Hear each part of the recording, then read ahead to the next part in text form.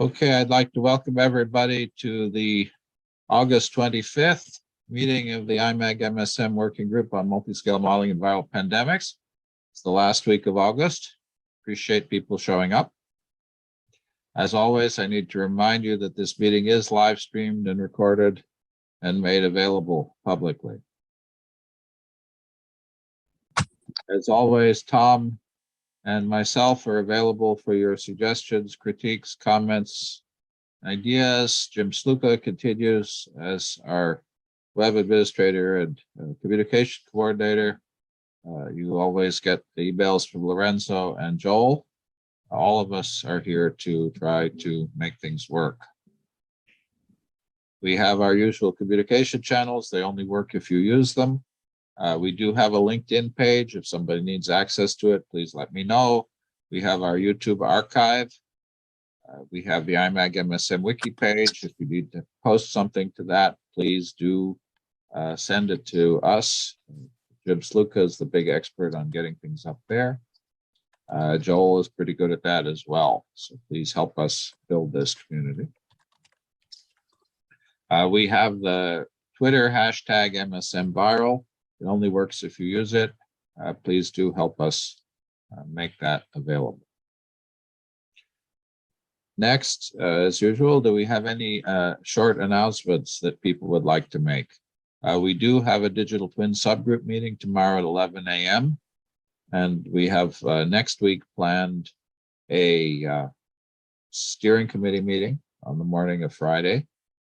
We do not, we'll come back to this, we do not have a seminar next week. William Waits and Ruchira and others, Veronica, are announcing their paper, Compositional Modeling of Immune Response and Virus Transmission Dynamics, that is, I guess, officially not out because it has an October 3rd date. But we thank you for telling us about that, and we're glad that the working group contributed to creating the community for building that paper. So again, no meeting next week. September 8th, we have Paul Dennis Thomas talking about Go and modeling. And then the following week, we have Herbert Sauro, one of the developers of SBML and a whole host of open standards and tools, will be speaking to us. Please do help us come up with speakers. You've heard me say it before. We have an easy way for you to suggest speakers. Our team is good at inviting people. Anybody who's doing experiments that you're interested in, somebody writing articles that you're interested in. We've had everything from journalists to MDs to pharmaceutical industry people. Think broadly of what could be interesting to this community, and please make your suggestions for speakers. I don't want to take any more time then from our speaker today. We're very pleased to have Carolyn Cho from Merck talking about immunological modeling, bridging gaps in clinical data. And I will turn it over to you. Well, thank you all. And thanks, Tom, for inviting me to talk about some of the work that we've been doing recently that might be pertinent to this working group. So what I thought I would do, and let me just pull up my screen, is to talk about kind of data readiness for modeling. In the sense of having data available for a very short turnaround evaluation of an existing area of biology and for, in my case, pharmaceutical development, and perhaps that'll open up a discussion for readiness for pandemic modeling, because presumably that would have to happen in fairly short order when the demand comes. So I'll build on some of these ideas, but by way of introduction, I'm a physicist by training from the University of Toronto, and did a postdoc in molecular biology. I thought I should do some bench experiments to understand what it was that I was modeling, and that ended up in systems biology in the pharmaceutical area doing discovery. And in the last 12 years, I've been at Merck in actual clinical development. We were trying to develop sort of end-to-end discovery through drug registration expertise. And so that's what I've been doing. And I've chosen 2 case studies of projects that we've been working on, so I can talk about what motivates them. So let me just, can people see my screen okay? And can people hear me all right? Just let me know if not. Okay, here we go. All right, so I always like to start off with the acknowledgements first. I also wanted to point out that I'll be covering, I have a pretty small number of slides since this is a short discussion, and I'll just talk at a summary level of a lot of work that's gone on. And here are just some of the people who have participated in that work, people within Merck and some collaborators in small companies, as well as we've had a number of academic collaborations as well. So it sounds like this group is familiar with pharmacometrics. It's been relatively new to me, and actually, I think, relatively newly organized. The Society for Pharmacometrics in the US, or it is the International Society for Pharmacometrics, but there's a separate European group. And this group is really only in an existence in the last 10 to 15 years. And that's how, actually, Thomas and I connected in other ways, but we're on a working group together under the auspices of ISOP. There is also, in the same time frame, a division of pharmacometrics that was created at the FDA. It's the only one in the world, and it houses. Actually, I don't know the size of that division, but they are within the Office of Clinical Pharmacology and provide the review of modeling as it comes in drug registration packages. So it's something of growing importance in the industry. And when I say growing, I mean quite recently growing. So I'll just, maybe folks in the audience are already familiar with this, but I just wanted to kind of organize the types of questions that we would ask from a modeling approach. And this is really, this figure encompasses the range of work that we would typically do. And when I get to the last item on the right, I'll expand on that a little bit, but we always start off more looking at pathways, looking at targets, really the biology of a pathophysiological process, finding then the specific molecular target that we think would be a good intervention in that disease, then finding the right drug. I'm not going to talk about that at all. And then really where our work as a pharmacometrician is mostly focused is in benefit risk. So finding the right dose for a clinical trial, finding the right dose recommendations for drugs once they're marketed. And then finally, right patient, meaning that we do increasingly a lot of work in pharmacogenomics and accompanying biomarkers with drugs these days, especially in the oncology area. And we also track the use of different drugs to determine if they need to be, dosing needs to be modified to increase effectiveness. And so what falls in that most right-hand bucket also includes what I'm sure maybe has already been discussed in this group, which is real-world evidence, insurance database modeling, etc. So there's there's modeling all along this spectrum, and at least at Merck, we're trying to build an organization that covers that full spectrum. And I'm happy to talk about any of those points when we come to the discussion. So just jumping right in, the first case study I wanted to talk about is an involved project covering a span of about 3 years, where we were looking for targets in immunosenescence. So this is the degradation of our immunological response that most typically occurs with aging and does occur in other circumstances as well. So you can see what the biological summary is here: various systems, cellular stress, replication, inflammation, things you've heard about, I'm sure. The first bullet point, cellular stress and proteostasis, is really where a lot of the research is being focused. And the accumulation of misfolded proteins and other errors in cellular replication causes senescence, which is kind of a state of the living dead. You don't want to actually kill cells because they'll dump out a lot of toxins. You just want to keep them from replicating, and so they go into this quiescent state, hence immunosenescence. They, in cancer, for example, or other advanced immunological disease, these create a hazard because they are resistant. They become quite resistant to intervention, to activation, etc. And so it's been a real focus of research, because we think that that contributes to our inability to respond correctly to immunological stimuli.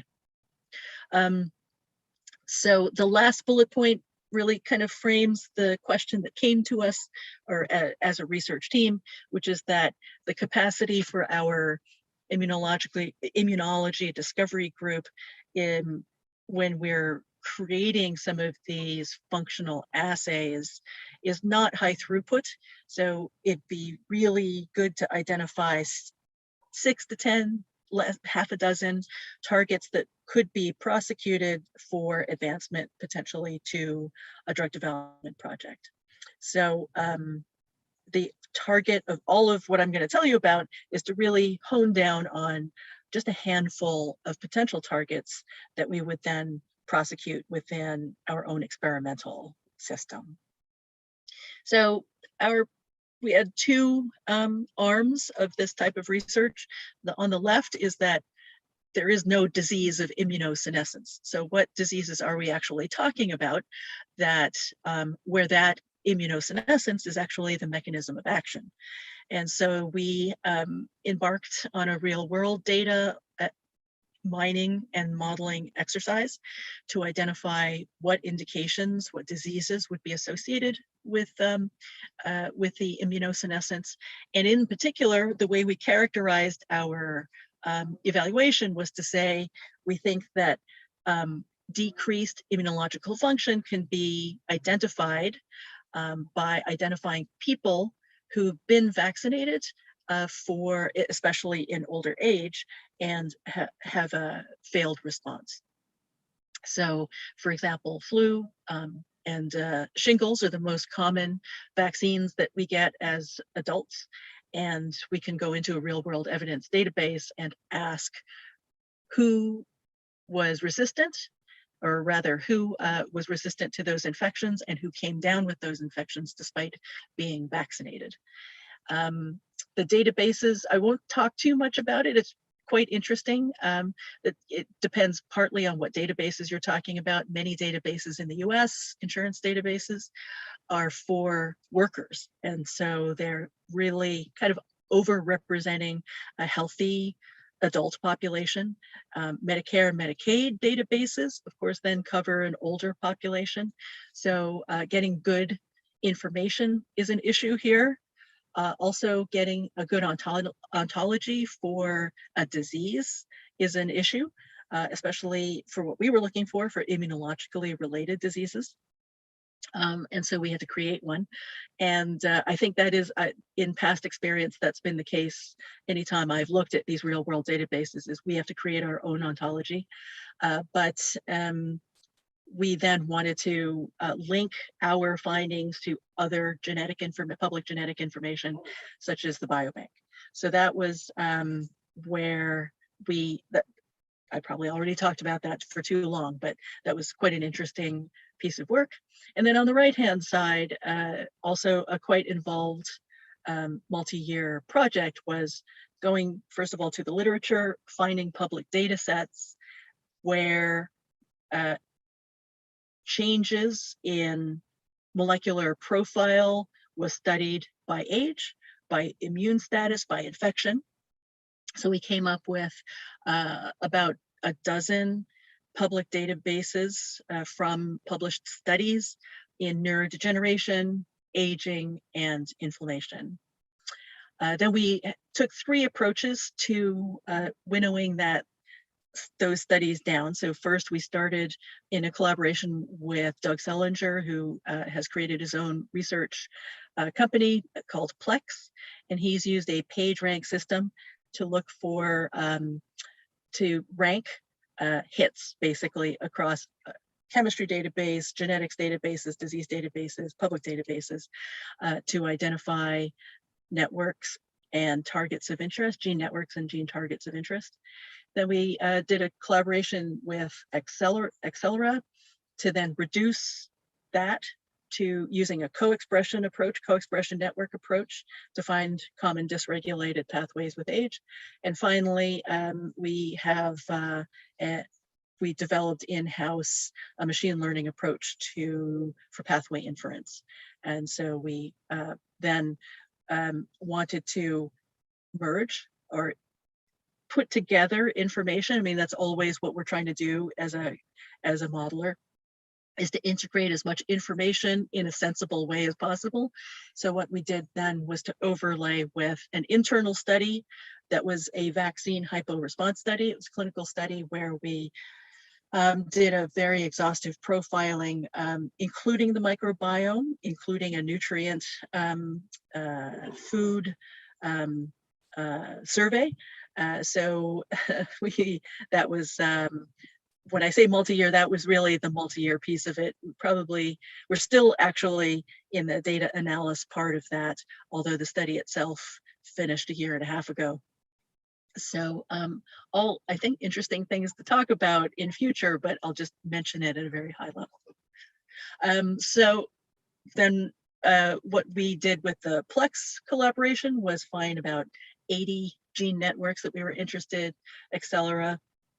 We reduced that by also now trying to include considerations of so-called targetability. Is the target something that, in the old days, we would worry about whether a target was accessible to a small molecule. These days, we can get inside a cell. We can look at protein therapeutics. So our idea of druggability, targetability is a little looser than it used to be. In any case, we reduced our list to about 21 potential targets. And then, and so this pink plot just represents the summary of the information that we found with Plex, that got narrowed down now with the Accelera collaboration. And then, so that's, these heat maps show the data mining results. I'll just note here in the text on this slide that a lot of the targets that we found were well known anyway, things that have already been investigated. A lot of those targets were T effector cell type signaling molecules or response molecules. But we did find some really interesting biology around some of the pathways that we talked to previously about around immunosenescence. Still, you know, gamma delta T cell response and effector T cell response is really where a lot of the targets fell. And then what we wanted to do was to use in this pathway inference approach to ask if we perturbed any one of these 21 final genes, which ones predicted an effect that we observed in our vaccine hypo-response study. So all of that was a pretty considerable amount of work. We nominated 7 molecules that were then investigated by the discovery team and are still under investigation. I don't know yet which ones are going to become discovery projects. But I think what's interesting, I'll just make, I'm going to come back to this slide, because what then I think is interesting is, in the ideal case, our pathway inference approach would give us a mechanistic model. And so what happens when you have then the mechanistic model? How is that useful? So that's my second case study. If you folks on the line have not seen an FDA label, this is what it looks like on the left-hand side. This is a label for an anti-cytomegalovirus prophylactic small molecule called letermovir. It's a 36-page document. You can just Google it. If you Google a drug of interest, say ask for the FDA label, you'll come up with a document just like this. It basically is 36 pages of material that summarizes the clinical studies, summarizes the non-clinical studies, and gives advice on how to use the drug. And so what we do as clinical pharmacologists is to inform this label. All that we generate is going into this label. And so the prescribing information that's included is, for example, in special populations, it's very common that kidney and liver function. Kidney and liver is where small molecules are metabolized. And so kidney and liver function is also impacted with age and we have dysfunction as we age. And so the behavior of particularly a small molecule drug in renal and hepatic insufficiency is always of prescribing interest. Also, increasingly pediatric information is going on labels, and there's been quite a push in the last year or two to start thinking through proper guidance in geriatric populations. The label also includes the use with concomitant medication. That's, again, a small molecule question. And finally, under what circumstance, what do you do under special circumstances, like missing a dose or having an overdose of a prescription drug? So all of the modeling that we do also contributes to this. And so one of the areas that's been quite successful to inform on these types of questions is viral dynamics. So what we worked on several years ago was the cytomegalovirus viral dynamics. And I'll just walk through this just in a little bit more detail to highlight where some of the more nuanced aspects of the viral dynamics is for cytomegalovirus. And so I'll just draw your attention to the figure in the middle, which shows the viral replication cycle. And so cytomegalovirus actually goes latent, and it goes latent and can be reactivated, in which case it needs to be suppressed by immune effector cells. And so this whole cycle depends on the status of the immune system. So particularly in transplant, for which this drug was developed, if you are immunosuppressed, you're at a very high risk of your cytomegalovirus becoming activated. And it is the highest proportion of transplant failures is cytomegalovirus infection reactivation. Our particular drug, and so you can see down here on the right-hand side of this figure, different cell populations, latent, infected, and susceptible cells. But also, interestingly, this model includes viable and non-viable virions, because letermovir, our drug, actually interferes with the packaging of the virus and produces non-viable virions. And so we can measure those things and we can track them, and so they're included in the model separately. We know a lot about the life cycle of the activated virus and its infection of these cells. And so we build that model and we can predict viral load. And what we're interested in terms of outcome on the upper right-hand side is basically suppression of active virus, measurable virus. And so the success rate for the suppression of virus is plotted against drug concentration, and then the gut drug concentration informs dose and dose frequency. So we want to keep virus below measurable levels. And so we dose, given the half-life of our drug, given the potency of our drug, we can predict what dose would achieve, what this is average concentration. We're interested in trough concentration, so it's average trough concentration. And so that was a major aspect of output that we were interested in.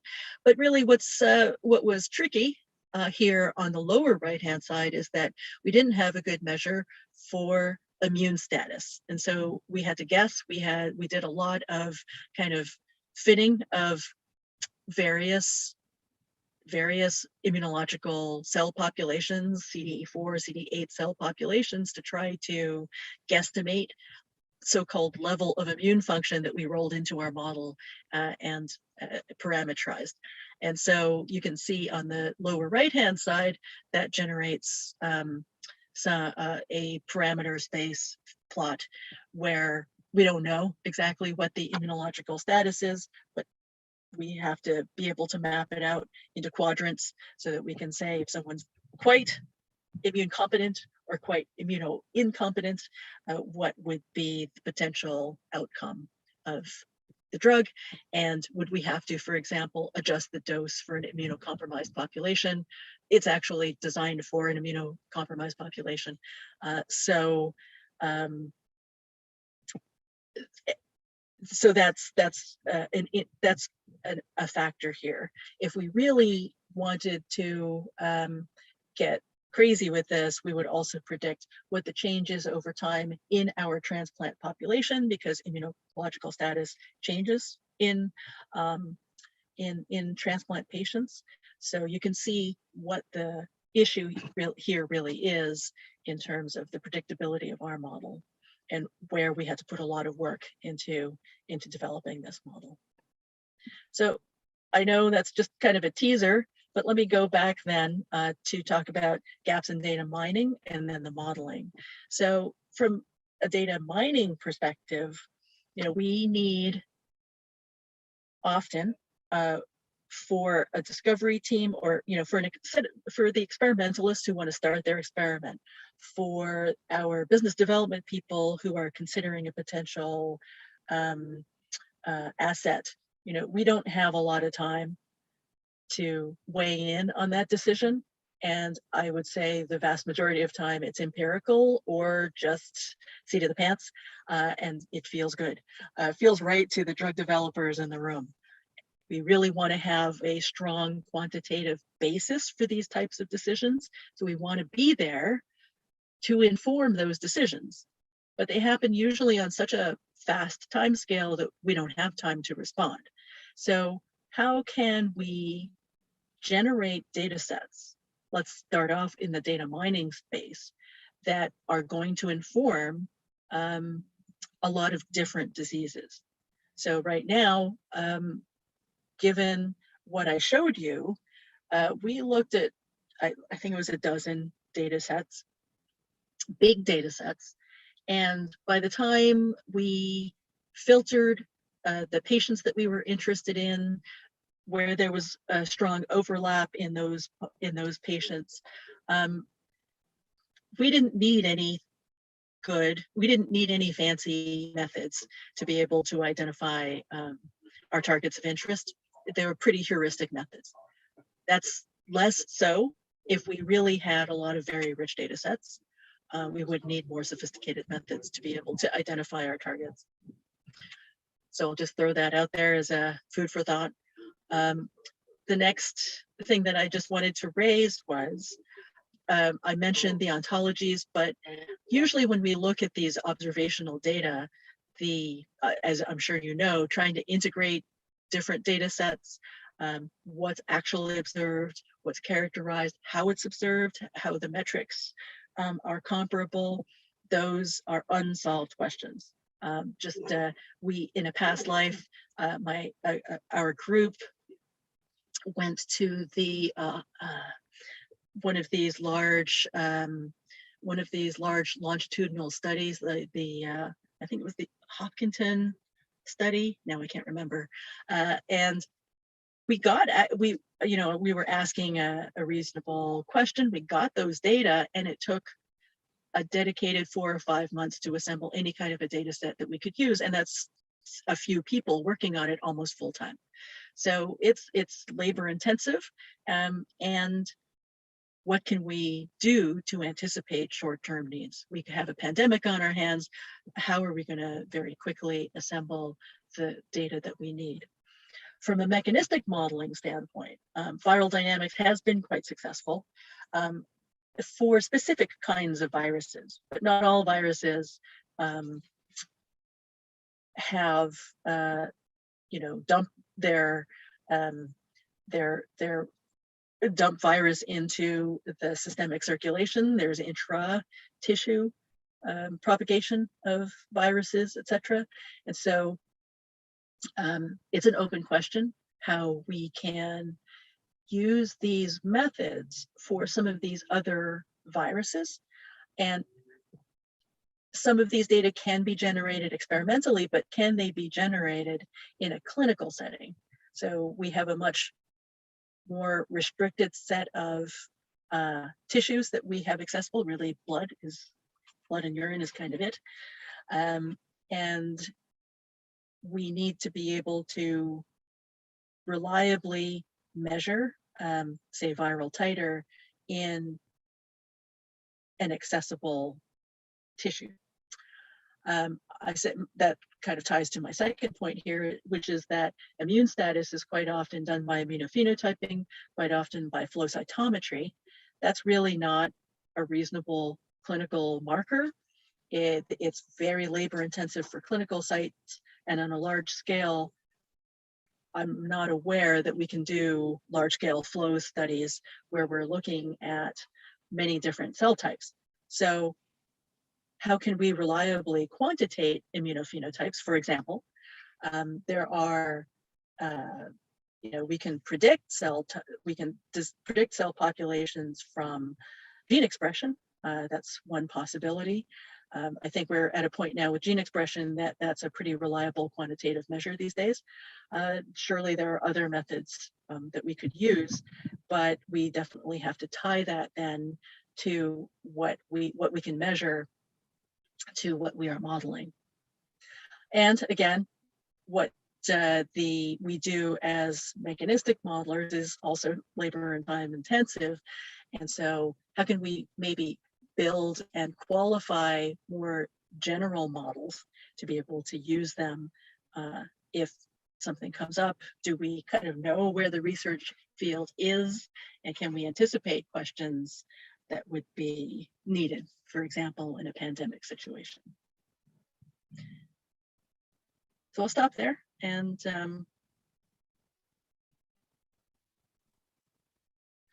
that's great. Thank you. We'll have to have you back maybe to dig into some of these problems in more detail. Any one of them you could spend easily an hour or more on. So the floor is open for questions. Thank you. Gary, you had a question earlier. Yes, thanks, Dr. Cho. It was a very interesting talk. So I'm a little curious as to the very beginning of the process where there is an assumption or presumption made that immunosenescence in terms of this T cell responsiveness and then related to age is actually the thing that is involved in vaccine hyporesponsiveness. So, I mean, it makes sense, right? It certainly makes sense, but I would pose that almost every drug that fails begins with what seems to be a sensible assumption of mechanism and relationship of that mechanism with the actual disease process that's present, right? And by that initial focus on what appears to be a biologically plausible mechanism, everything that follows after that is essentially reinforcing that particular hypothesis that is potentially flawed, right? So part of what systems biology was supposed to be right, was to be able to contextualize those hypotheses within the context of a entire homeostatic mechanism where both the benefits and the negative consequences of aberrations in that particular functional thing would be reproducible in a mechanistic fashion, the range of phenotypes that you would expect to see in a population, right? So this is the term, one of the terms that we've used to describe that is conceptual model verification, right? You have this idea about how the thing is supposed to work, right? And it is impossible to do that from data-centric things, because there is no supposition of causality there, right? You've got the entire hairball, and you focus on the things that you see.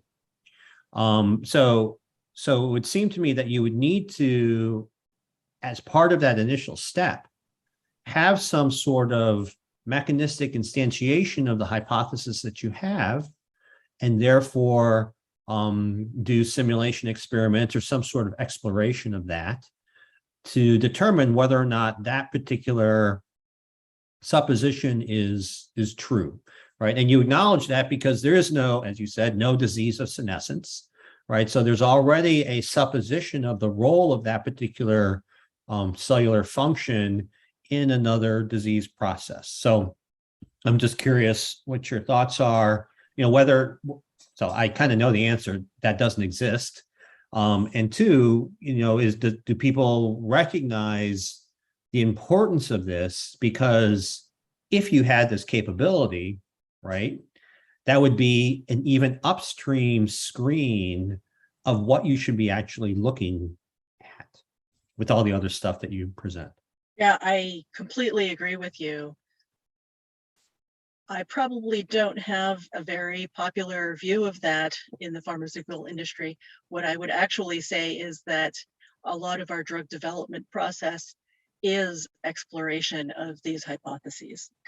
It's really a model following the particular hypothesis all the way through to the clinic and attempting to treat people by perturbing a particular molecular target. Right. So I guess, what it comes down to is that, in fact, I showed you, sort of the reduction of the potential target space.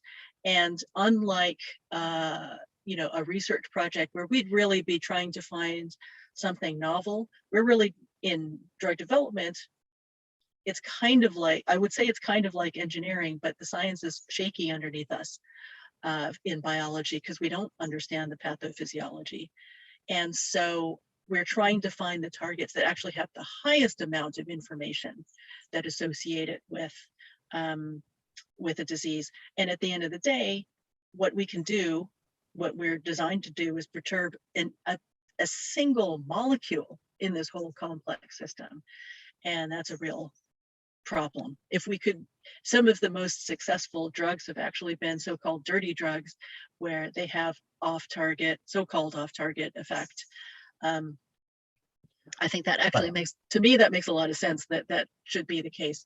So one example I could point to, because we've been thinking about this a lot for some of our internal programs, we're now trying to therapeutically develop cytokines. It's ridiculous because we don't understand the complexity of cytokine biology. There are receptors all over the body. They play different parts. They play different roles in different parts of the body. Sometimes, some of the cytokines are activators and inhibitors, depending on context. And yet we're trying to develop cytokines, long-lived cytokines, to treat all sorts of different things. We're learning a lot as we do that. So, as I say, this isn't a popular view probably from a pharmaceutical development perspective, but we're developing these drugs. Drugs historically have also been experimental tools to modify specific molecular targets. So, I mean, yeah, so I certainly agree with, probably. No, I mean, I agree with, a lot of what you're saying with respect to what the nature of the intervention happens to be, but there is a there's a cognitive step prior to the selection of that particular molecular target that is not adequately explored at all, because the pathway that you described is the entire problem of sunk costs in pharmaceutical development, right? I mean, the supposition, and it is essentially trying to hit the lottery, right? Because with a 99.999% failure rate, all you need is to have that one thing come through. Mhm. And so, I mean, to me, and I thought this would appeal to you as a physicist, you know, the idea of constructing as a discovery platform a mechanistic representation as comprehensive as you can regarding the pathophysiology, you know, not only the pathophysiology, but the physiology from which the pathophysiology arises, right? That is should be the initiating part, right? Yes. Of the selection for a particular molecular target. So It's no mistake that this figure that you're looking at really came out of a white paper of which Peter Sorger was one of the co-authors. So you'll notice in this figure that systems biology and the right pathway precedes selection of the right target. Yeah. That doesn't really happen so much. or the means by which they make that determination is insufficient, because there's no way to check the hypothesis that you made about that right pathway at the outset, which is when it should happen. Yeah, and I think that could partly be because we tend to fall into the rut of thinking about dynamical systems. And maybe I'm preaching to the choir here, but you know, a parameterized dynamical system may not be the right way to identify the right, let's say in this case, the right pathway. Yeah, it's it's a stochastic dynamical system in which the stochastic term is undetermined and unidentifiable, at least using classical methods. Yeah, and there's been some great methods developed for decision networks. So we could have either Boolean or some sort of a fixed number of decision points for these processes, which might be more effective when we're trying to identify the behavior of a particular molecule in this complexity. Right. That's a Catano-Doyle bow tie hypothesis, right? So, all right, thanks and also I put a link into the thing about EpiSpot or EliSpot, which I'm sure you are familiar with, but as a means of functional assessment of immune responsiveness as part of kind of like the testing component of whether or not your patients actually fall in that category. Yes, yeah. Thanks for your comments. Okay, let's have John Yin first and then John Rice after John, the two Johns together. John, please go ahead. Great, thanks for the talk. Sorry, I came in a little bit late, so I wasn't able to hear the full talk, but I was intrigued by your response to one of the questions mentioning a dirty drug, meaning off-target effects might be useful in some cases. I'd like to frame it differently and ask you, what if the target is dirty? Right. And the reason I ask about this is we know that the viruses are creating a lot of heterogeneity. You know, you can go through your Greek alphabet of names, but increasingly now, if you sequence and you don't look at full genomes, you also find defective viral genomes that have a variety of ways of activating innate and adaptive immunity, that have ways of interfering with normal virus growth. So if you consider the huge diversity of phenotypes that might be coming out from what we call one strain or a mixture of strains, I guess I'm wondering, is there interest from Merck at looking at potentially dirty targets, especially if that's what the phenotype is driven by, not just the virus, full-length virus and strain, but defective viral genomes that are amplifying and playing some role in the host response. Yeah, I don't work in, for example, the area of HIV. I do, where a lot of this viral dynamics has been playing a pretty significant role. But I think that team has been, so I can't really speak to that specific question. I would say in immunology, we're faced with similar complexity in terms of, we're probably also affecting various types of memory cell populations. And so we don't have good ways, or we don't follow the dynamical development of these changes in immunological response, surely, which are happening in response to these interventions. What I would say is that kind of the repertoire of immunological state isn't quite that diverse. You can disagree with me on that one, but what we can observe from a clinical setting seems like there's only a fixed set of phenotypes.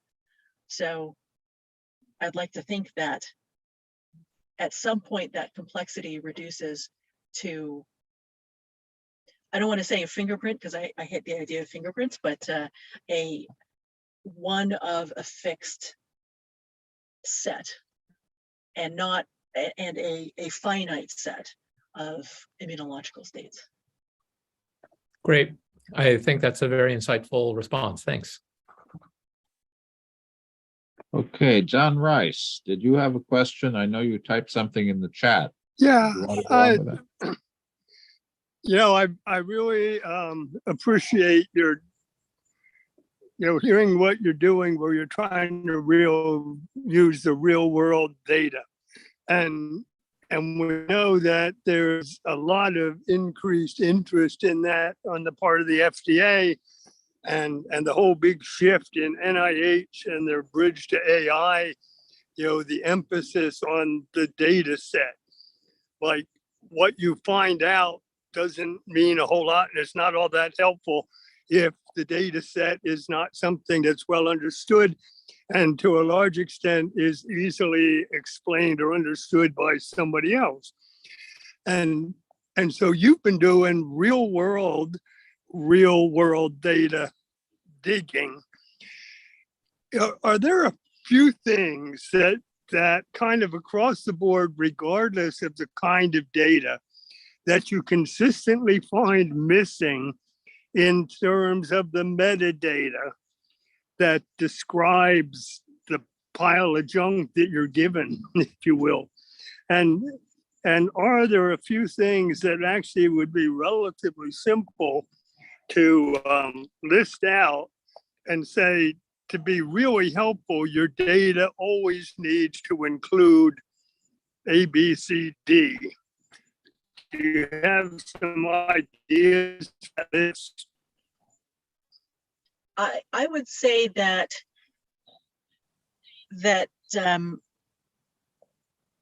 to some extent we're reliant on people who aren't that interested to capture that information. And so there have been some very serious efforts to come up with, for example, good insurance codes.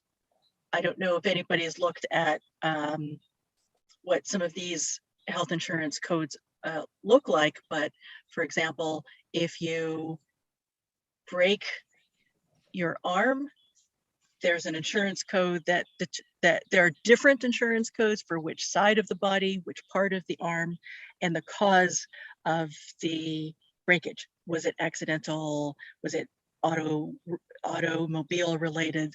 So some of those things are meta, but there are a little bit of the Wild West in terms of how, excuse me, I think there's something on my camera. Something's walking across my screen here. Right. So there's a real, I think, attempt to come up with a good codification of information. And I think it's a difficult problem. We in the drug development industry have, research interests in specific disease indications in mind when we look at these codes, for example, whereas insurance companies are capturing that information for different purposes, and so that presents a challenge in actually gathering the information that we need. So, and there's always a lag. So I guess one thing that I think would be really helpful is if there's more frequent updates.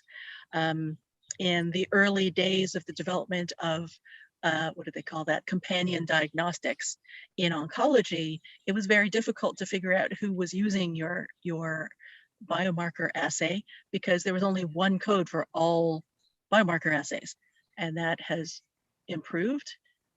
But probably these types of things in terms of new treatment options need to be updated more regularly if we're going to get useful information out of those real world data sets.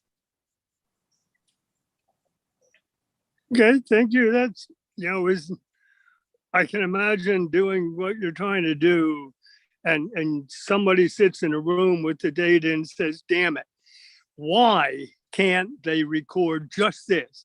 If they had only provided this with the data, our workload would have been cut in half. And we keep looking for that magic list of where there might actually be some pretty simple things that could be done even without the complexity, God forbid, of insurance codes. Go for it. Wonderful. But if somebody wants to do a paper on here's the 10 things that if we have nothing else, if we know nothing else about the data, here are the 10 things we always wish we had. That would be a really great paper, I think. Yeah, I and agree thank with you. I agree with you. And there are now some of these, I think some of these large NIH consortia databases, clinical databases have maybe been put on hold. I think I just saw a piece on the million-person data set. I can't even remember what it's called anymore.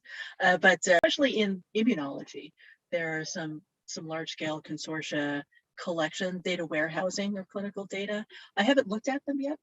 It'd be good to see, certainly in those data sets, which are supposed to be much more scientifically refined, how well they've captured the information that would actually be useful. Okay, Tom and then Amanda, please. Thank you for a great presentation, Carolyn. So with data on regarding the models, what sort of support do you have at Merck to be able to say and request, say we need more data on, on these cell types or infection or disease in vitro or in vivo?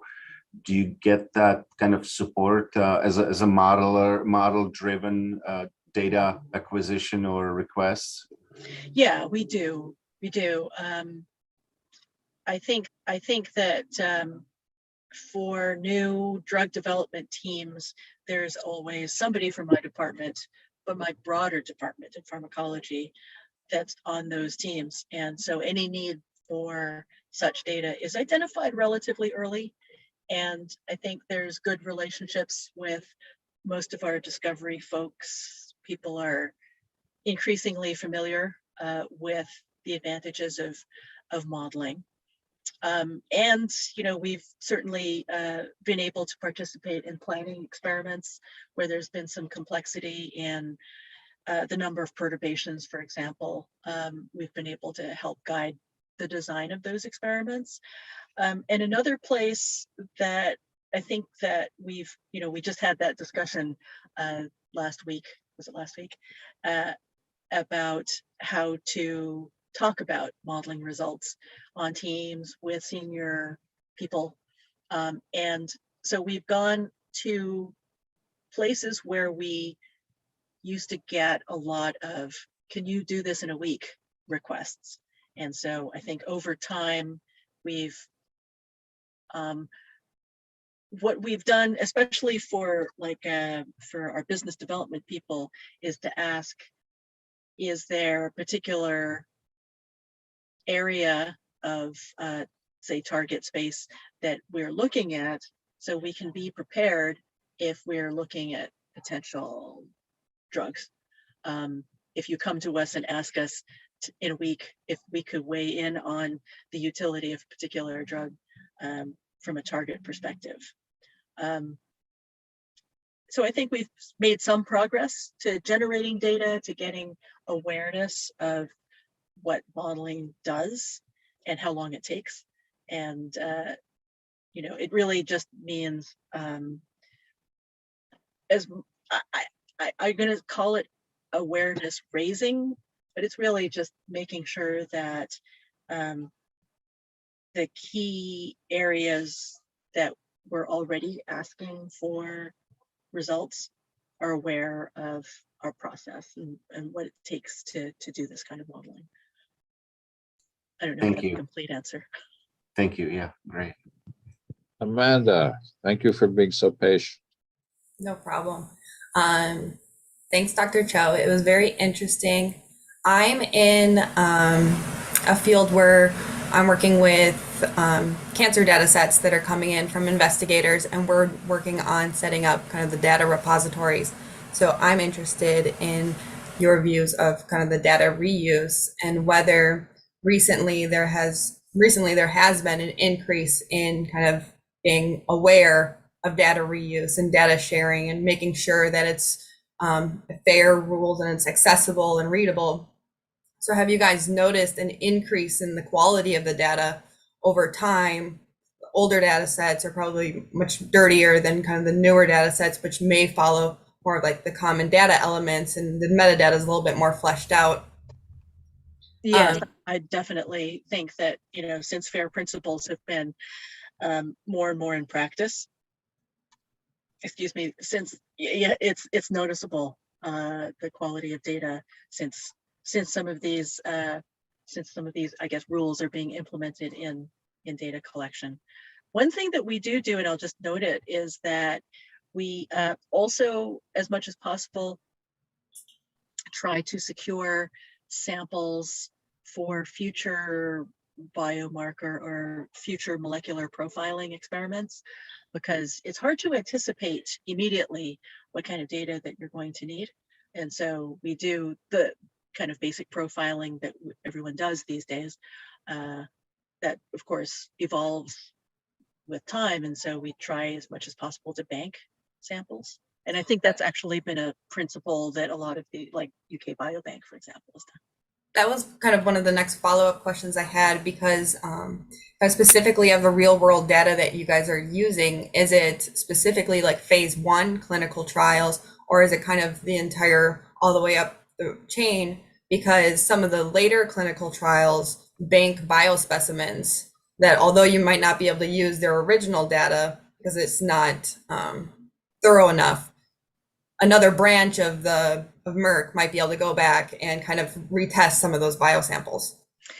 Yeah, with things like the biobanks, yes, I have less experience with that, but I'm aware of some of the studies that we've done on my programs with those data. And yes, we do look at, I mean, the phase 1 data is very rich from a clinical perspective. And of course, the later phase data is then also associated with outcome to treatment. So those are easier to tie to outcome that we're usually trying to predict. But from a clinical pharmacology perspective, the phase 1 data also are pretty valuable. But no, the real world data that I was talking about is real world use of drugs. So they are most typically like insurance databases. I'm less familiar with the clinical trial databases. And then kind of my last question is, you mentioned that sometimes you'll request these data sets and you guys will spend 4 to 5 months just kind of harmonizing it and getting it into a workable format. Either those clean data sets that you guys worked on, or even some of the original data that you guys produced through all of your modeling, do you guys then kind of send that back into the pool of shared data? And do you ever send back your data sets and say, hey, we requested this from you. We actually went through, did all the time and energy to clean it. We're giving you the clean, harmonized data set back potentially for future people to use. Yeah, that would have been really good. I don't know that we did that when I was at Pfizer. Yeah, that would be terrible if we didn't. That's an excellent question. I'm not sure that we did do that. Oh, is it the Framingham Art Project? Excuse me. So Framingham, I'm afraid I don't know if we sent that back. It's a really interesting question. We do keep what we call a comparator data set compilation. So we'll do, when I was working in asthma, for example, we'll look at all the asthma drugs and some of the biomarkers like forced exhalation volume is a pretty typical biomarker, like puff out and into a tube. And we have created harmonized data sets for our internal purposes, but there is sharing of some of those data in the modeling community. But I will tell you that when I go back to look at some of those data sets, more times than not, we end up having to regenerate a new data set. Things have changed. We use different biomarkers now. So yeah, it's an interesting question. The data sets that we have, I'm trying to think of when I've been able to reuse one of these cleaned up data sets. And is it more because it's cleaned? It's like cleaned for one purpose, not really multi-purpose? Yes, I think that's true. Yeah. Thank you. Okay. Anyone in the room before we go back to John here?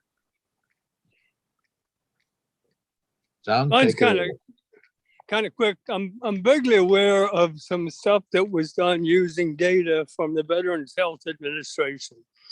And I think I heard you say that one of the problems is all the data you get are from people who are essentially healthy.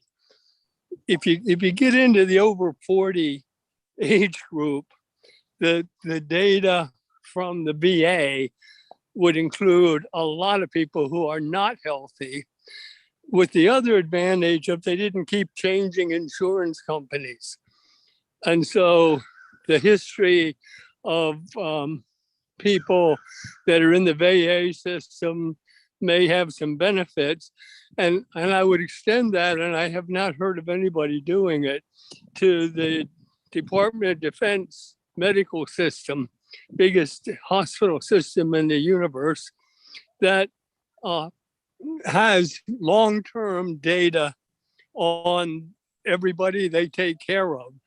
And again, down at the 20, 30-year-old, maybe that's not quite such a big pile, but particularly where you get into otherwise healthy people who retire, but stay in the defense medical for their entire lives.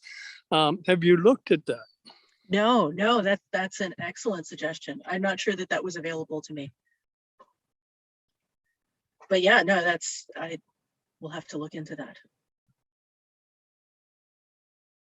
One thing that I'll mention is, with all of this diversity and inclusion that's been in the fore around clinical trial design, is that we've been able to make a lot of progress, for example, with the evaluation of older adults. So trying to give prescribing information for older adults is problematic. We can't ask people in nursing homes to enroll in clinical trials. We can't ask people who are frail or who have dementia.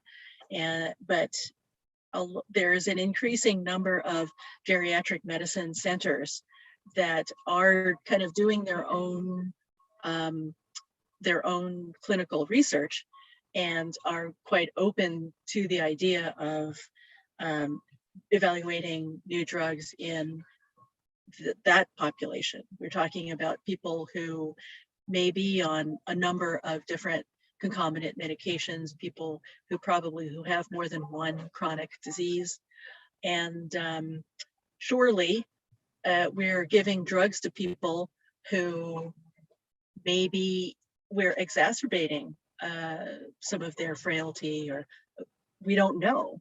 And so that's been a real push. I'm working with on an industry clinical pharmacology consortium that's looking at that question. So we may not have all of the data even but I think the VA database is an excellent suggestion. Yeah, that may be an advantage with the Department of Defense system, that, you know, that's not a database full of people who are out using other kind of drugs on their own at night. I mean, it's relatively clean. Follow-up, I mean, if you go to the dispensary and the doc checks you and tells you when to be back, you'll be back. That's an order. You're going to be there. And so getting in touch with the Defense Health Agency, maybe exploring away and looking for some contacts might be useful. By the way, are you sitting outside? I am in Vancouver Island. Yes. Well, I have a very bad hearing problem everybody knows about, and I have understood everything you've said. Great. And I'm guessing you may be outdoors where there's no echo, nothing. Beautiful. Thank you. Great. Okay, time for another question or two if people have them.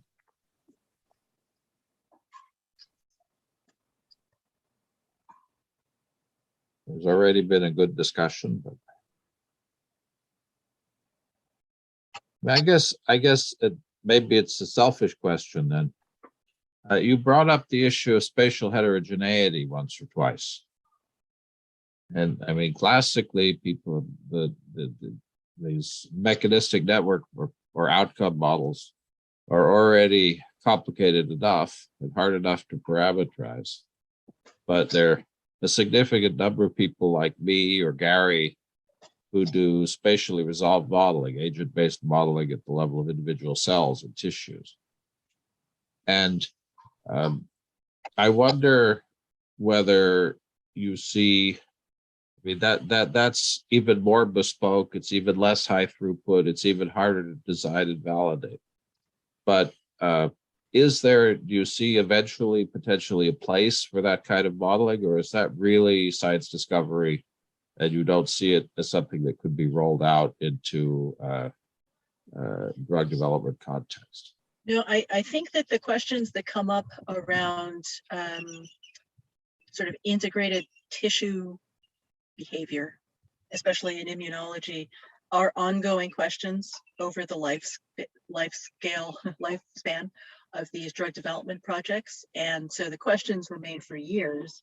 And for the most part, we just address them heuristically. And we say that systemic measurements kind of represent an integration of those effects. But the fact is, we face those questions all the time because for biologics, those are administered at a particular site, typically intravenously or more typically subcutaneously.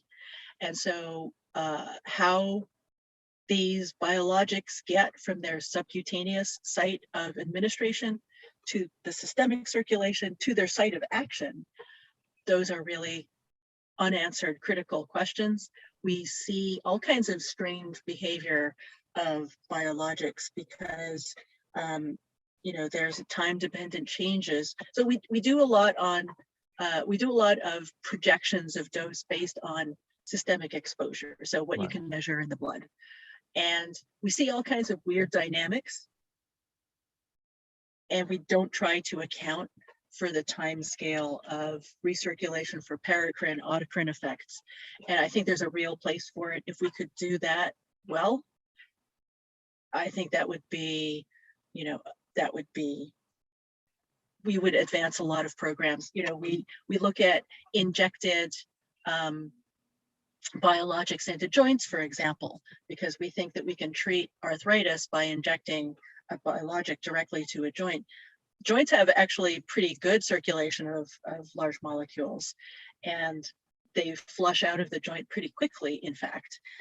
I think a lot of those specific behaviors in different tissues really aren't thought about by drug development teams carefully. And so quite often we end up in a situation of having to do something with a drug that's being administered incorrectly at the wrong place, and it's being metabolized too fast because we haven't gotten too close. We think we're delivering to the site of action, but we're not. I think the biggest example of that was the early days of RNA, of interfering RNAi, and there was a lot of excitement about macular degeneration, and we could inject them directly to the eye. The eye is a the turnover of biologics in the eye is fast. It's actually a highly circulating, sort of fluid around your eyeball. And so what was actually being seen was a response through TLRs to the RNAi, as opposed to the effect of the RNAi itself. So yeah, that's an untapped area that we have time to pursue. It's been done a little bit for small molecules because small molecule metabolism is reasonably well understood. There's only so many enzymes and transporters involved. We know their distribution in the body. And so those models are used with increasing frequency and with increasing acceptance by regulators, because now we can also project differences for small molecules, for example, in pediatrics, so that you don't have to run a pediatric trial. Everyone's happy with that, but we also want to be able to make a recommendation for treating pediatric patients. And these models have proven to be quite reasonable. So I think for biologics, that's really an unmet need. I guess even for classical small molecules, microdosimetry can matter. If your chemotherapeutic doesn't get into the tumor, if your antibiotic doesn't get into the prostate to treat the prostate infection, if your antiviral doesn't get into subset of infected cells, so that a group of cells are still churning out virus, even though you've got a pretty high titer in most places, as long as there's some cells producing virus, you're going to be in trouble. Now that may just mean that you have to set your dose higher for all of those things, but then your toxicity trade-offs come in. That's right, and we sure. have targeted agents now, and so I think that the technology for drug delivery is at a place where we could use those kinds of models. I mean that just is. I mean, and on the metabolism side, if your cytochrome oxidases are things that are getting rid of your drug, your liver is different every 15 minutes in terms of what it does, and so those are really. I mean, excuse me for one second. Yes. No. Absolutely. Kind of going off of that, and I was talking to somebody about more like precision medicine, of on the kind of at the bedside, they're giving individuals kind of personalized treatment plans based on their individual circumstances instead of this one treatment for everyone. And the person that I was talking to mentioned that, well, it's not really going to take off because you can't have a model of n equals 1, because the group that I'm working with was more population based, and so they did a lot of population based models. So kind of thinking at the smaller scale, do you guys think, and this isn't just for Carolyn, but you guys think that the smaller scale modeling, where it's taking in account the different tissues, the different aspects of an individual, will need to kind of move into the clinical side and start being integrated, or is it going to just kind of stay here on more the discovery side and still just remain population based for kind of the actual treatment of what the clinicians are doing? Well, I'll just start the discussion there. There's cell-based therapy, and that's certainly not a population approach. There are individualized cancer vaccines, which, those are pretty small studies so far, but surprisingly effective, personalized to an individual's tumor burden. So I guess the question is the throughput of something like that.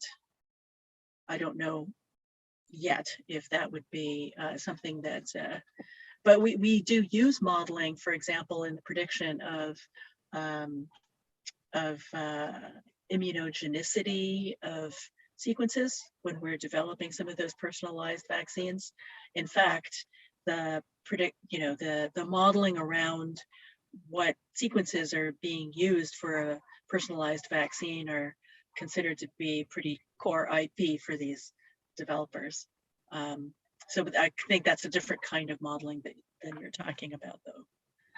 Well, Sorry, I think, Tom, sorry, I was going to add the concept of virtual clinical trials seems to be catching on a lot just from reading about them in the pharmaceutical industry, but I don't obviously work in there. Is that becoming a clear sort of new direction? Do you think it will ultimately also replace real human clinical trials? What are your thoughts on that? Yeah, it's certainly, as I mentioned, there are certain, at-risk populations, especially like pediatric population, where there's a very strong desire to have good information for treating pediatrics or other special populations, and very difficult to run the clinical trial. In rare diseases, the same thing. So the desire to get away from clinical trials, so clinical trials has been a real barrier for some of these special populations. You can't recruit enough patients, it takes too long. And so I think everyone in the industry is very open to the idea of these virtual clinical trials, especially in these special populations. I wanted to come back to the other direction, which I think you and Tom probably talk about a lot, which is the digital twin concept, to use to do real personalization, because personalization of dosing by genomics is very primitive. But you really care about always is outcome. And what you would like to be able to do is come up with a control strategy that gets you to the outcome you want for the individual patient. And you mentioned the example of having a biomarker and then changing the dose based on the biomarker. Now, in a coarse grade way, that's personalization. But in fact, the feedback time for that loop is very long. It takes a long time to make the measurement. You have to make a decision, then you give a new dose, then you wait to see what happens. Ideally, what you'd like is some sort of closed loop system where you regulate the dose continuously in time based on the current measurements and predictions of what's going to happen. There are a lot of reasons that's very hard to do if you're not doing something like a pacemaker or an artificial pancreas. But conceptually, your viral load studies, I mean, HIV has a nice slow response. So in a sense, HIV was a good test case for that kind of approach. I know our colleagues in Florida, in the context of prostate cancer treatment, are trying to do modulation of chemotherapies in that way, again with a slower response. But what do you see that? That's really post-drug discovery. That's really drug application. It's your optimized product or optimized delivery. But potentially you could also rescue a lot of things, because there could be a lot of things that don't work if they're given at a fixed dosage, but might work very well because you could give them, you could reduce toxicity or you could increase efficacy in individuals by doing response-based dosing rather than fixed dosing. And I don't know whether you think that that's just a pipe dream, a science fiction idea, whether it's possible. And clearly you need modeling, because if you can't predict, you can't change your dose. Well, I think your example of the artificial pancreas is the right one. The artificial pancreas works because we have the right marker to know how much dose to give. And that can be done, that can be monitored on almost a real-time basis and adjusted on an almost real-time basis. So if we knew what the right biomarker was, then I think that there would be a high interest in developing that type of personalized dosing. The FDA, because now I'm working in oncology, oncology has, I think there's a project, it's Project Optimus, it's called, at FDA, maybe within the last year, has really been questioning maximum tolerated dose for oncology drugs. So it used to be that you would give as much as was tolerable to a person, but there has been insufficient. And so what happens is that people develop toxicities that they don't really need to develop, and they go off treatment when they didn't need to go off treatment. If you had given them a lower but as effective dose. And so the FDA is really pushing hard to make sure that new drugs are really evaluated for concentration response, dose response, so that these drugs aren't given at too high levels and inducing a lot of toxicity. So I think there's a big appetite out there, certainly among regulators, to have more effective dosing. Yes. Those are more treatment, right? Not preventive. Yes, that would be for treatment. But I think even if we don't get to this sort of, I mean, ideally one day we could have all these biomarkers and be able to monitor them in more real time-ish. But even nowadays, people have developed history of responding to drugs in certain way, either under respond or over respond if too much toxicity. And I feel like even a digital twin, if that's able to take into consideration all that historical clinical data for that person, I think that would still be maybe a better, safer, and more effective starting point than starting with the standard dosing based on weight and age.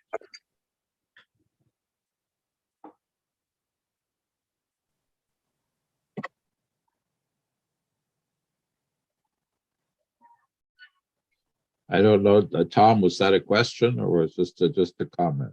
So, sorry, that was just a comment, Bill, on top of what was said. Just agree 100%. But maybe we can start even today with some of the application. I mean, I think oncology is a great example because the responses are fairly slow. It doesn't work very well. Our Moffitt friends will tell you the other problem with maximum tolerated dose is that it induces resistance to whatever you're giving very rapidly. So they're big believers in giving low doses and maintaining tumors rather than trying to eliminate them. At least for prostate cancer, that seems to work pretty well. I don't know for other. But again, PSA may not be a wonderful marker, but at least you can monitor changes in PSA level easily. For cancers where there isn't a good blood marker, it's a much harder problem.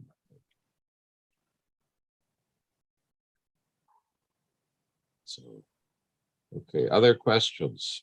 We're at the end of a good, you said you were worried you wouldn't have enough material in 30 minutes, and there's been a good hour of discussion. So it's been on all sorts of different topics. We've talked about annotative medical records, we've talked about data mining, we've talked about that your talk has stimulated discussions. As I say, we would love to have you come back and talk in more detail about some of these things, because there's so many areas in which this is exciting. Sure. Is there a last question for our speaker? Amanda, you're okay, Tom? Well, I was going to ask a follow-up question. How about next week? Please. How about another talk next week? No, I'm just kidding.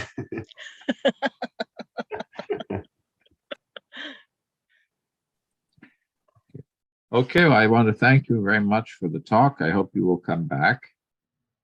There's a lot for us to think about. I think many of us find this, we would love to find a home in this ecosystem that you've presented. And I think it's great that you left this slide up because it gives us a way of organizing our thinking.